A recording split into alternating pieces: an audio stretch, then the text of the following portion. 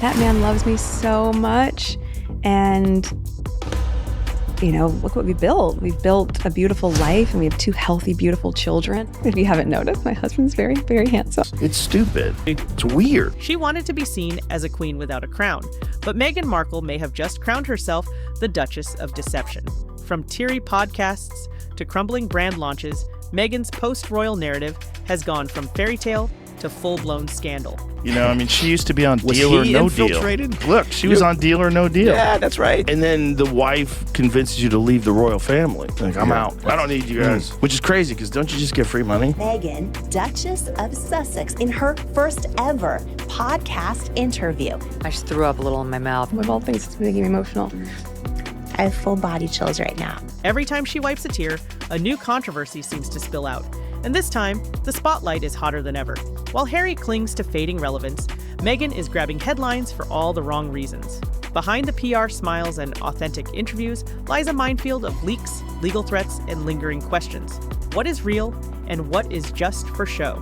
Let's dig into the twists, secrets, and contradictions behind the woman who walked away from royalty and walked straight into drama. The fairy tale isn't over, but the mask might be slipping. Well, she never stops whining. I'm searching for something to like about her, and it's so hard. But I just can't stand her. I just think she's such a phony. If you don't like her, it's not your fault. It's because she's extremely unlikable. All the young women in particular who work for her quit in tears. She so wore them down. It was so nasty. She has the non-it factor. It's amazing. She's actually good at this. It was supposed to be a raw, emotional comeback.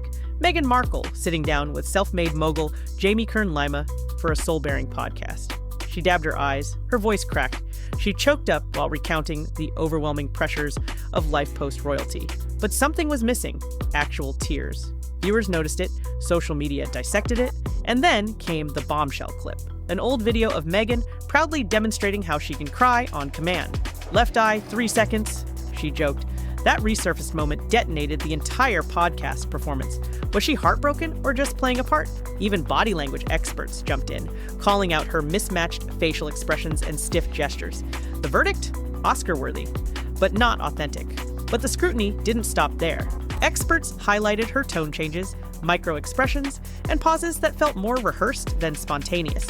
Her emotional moments felt like a script playing out in real time. And with Meghan's Hollywood past, the lines between reality and performance are thinner than ever. During promotion for Suits, she was joking with one of the photographers that she can cry on command. Left eye, go. And then you watch a tear fall down her face, and then she starts cackling because she's so proud of herself that she was able to cry on cue. The public doesn't want a perfect princess. They want truth. And this? It felt like theater. If Meghan left the royal family, why is she still signing gifts as Her Royal Highness? That's the question that exploded online after a podcast photo showed a gift basket signed with the title she no longer holds. It wasn't a public event, it was a private gift, which made it even worse. Critics slammed it as desperate. Insiders called it delusional. Even the palace reportedly raised eyebrows. Meghan lost the right to use that title after stepping back from royal duties. But here she was, wielding it behind the scenes like a social currency. The backlash was immediate. Comment sections lit up with accusations that Meghan wants all the perks of royalty without any of the responsibility, and it reignited a larger debate. Should Harry and Meghan be stripped of all royal titles once and for all? This wasn't the first time Meghan has played fast and loose with royal status. She's been spotted using crested stationery, referring to herself with royal honorifics, and even signing off as Duchess in social circles. It's more than just a title, it's branding, and as long as there's value in it, Meghan seems determined to keep the illusion alive, even if it breaks every protocol in the royal handbook. When her podcast flopped and her Netflix buzz died down, Meghan pivoted again. Enter American Riviera Orchard, a dreamy domestic lifestyle brand promising elegance, authenticity, and wellness. But within weeks, the fairy tale unraveled. The name clashed with existing businesses, the logo looked suspiciously similar to the coat of arms of a Spanish town, legal threats loomed, and then came the shady launch. Products sold out in 30 minutes, but only a tiny number had ever been made. It wasn't a success story, it was a PR stunt. The new name, As Ever, didn't help either. Fans weren't buying the wholesome image, they saw a frantic scramble to stay relevant. A soft focus filter over a messy empire. And the rollout was odd, to say the least. Influencers received jars of jam with handwritten notes, but no website, no launch date, no mission statement. just vibes. It felt like a brand built for buzz, not longevity. Analysts speculated that the rush to launch was a move to salvage her public image amid growing backlash. But instead of a redemption arc, Meghan delivered confusion and another controversy. While Meghan's podcast promised empowerment and honesty, the audience got name-dropping and ego inflation. Her tearful moments felt staged, her stories sounded scripted, and the host, Jamie Kern-Lima, gushed over Meghan like she was royalty incarnate, calling her presence infused with light. Social media wasn't impressed. Critics called it cringe. And the resurfaced clip of Meghan's acting trick with fake tears only fueled the fire. Viewers accused her of manipulating the audience. One moment stood out, a claim that she emails her children every night so they'll one day understand her love. It should have been sweet, but instead, it came off as overly curated and painfully self-focused. Critics mocked it as emotional vanity, because when everything sounds like a performance, people stop believing it's real. And then there was the storytelling. Meghan's anecdotes felt oddly polished, as if tailored for sound bites. Each line carefully measured, each pause perfectly timed. Instead of raw vulnerability, listeners got what felt like a TED Talk dressed up as a confession. The more she tried to be relatable, the more distant she seemed. The monarchy has stayed mostly silent until now. According to palace insiders, Prince William is prepared to go scorched earth if necessary. While King Charles remains passive, William sees Meghan and Harry's conduct as a betrayal. Behind palace walls, the talk is getting louder about permanently stripping them of all titles. And public opinion is firmly on board. In one recent poll, over 97% said it's time to take their royal labels away for good. Even Meghan's friends reportedly feel awkward when she still uses Her Royal Highness in private. The message is clear: you can't walk away from the crown and still wave the scepter. And if William has his way, that door will be slammed shut permanently. And yet, Meghan and Harry show no signs of slowing their media tour. With every appearance, the rift deepens. And William, famously protective of the monarchy's image, is reportedly losing patience. If a royal reckoning is coming, it won't be quiet. It'll be headline news. And it could finally sever the last symbolic tie they have to the institution they once escaped. Before Meghan married into royalty, rumors swirled. The most persistent, that she once worked as a yacht girl, a term for women who attend exclusive parties with the world's richest elites. No proof ever emerged, but whispers refused to die. Old photos disappeared. Speculation tied her to Epstein's infamous yacht.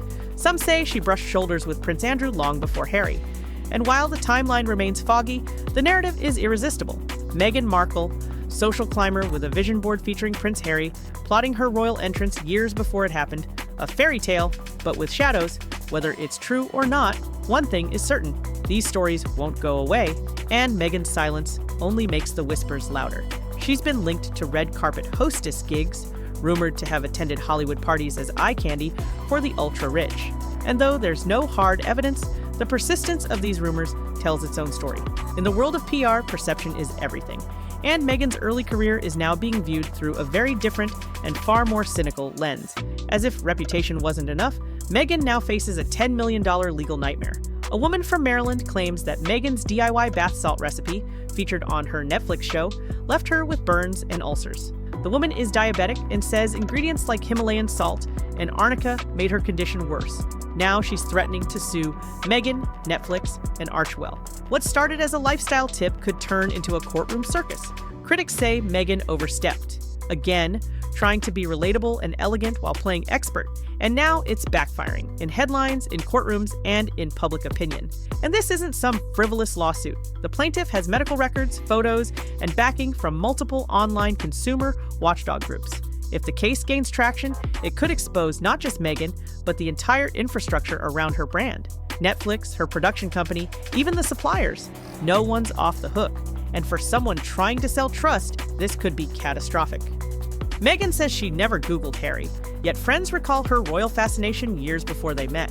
She claims she didn't know much about royal life, but her old blog posts say otherwise. Every time she speaks, the facts twist, the stories shift, and the contradictions mount.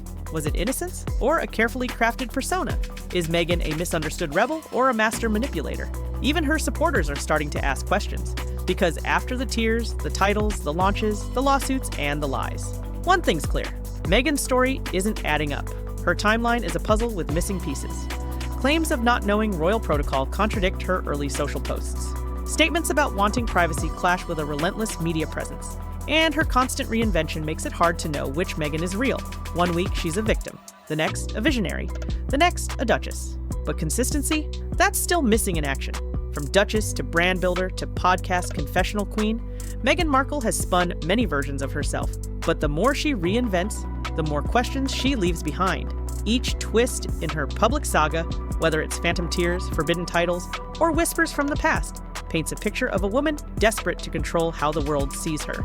But in doing so, she's lost something far more valuable than image: trust.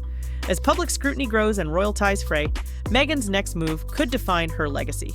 Because it's no longer about one woman's path, it's about a reputation teetering on the edge of collapse. Will she double down on the drama, or finally step away from the spotlight? And if she does vanish from the headlines, will it be by choice or exile? Drop a comment if you're ready to hear the full truth, because this story, it's far from over.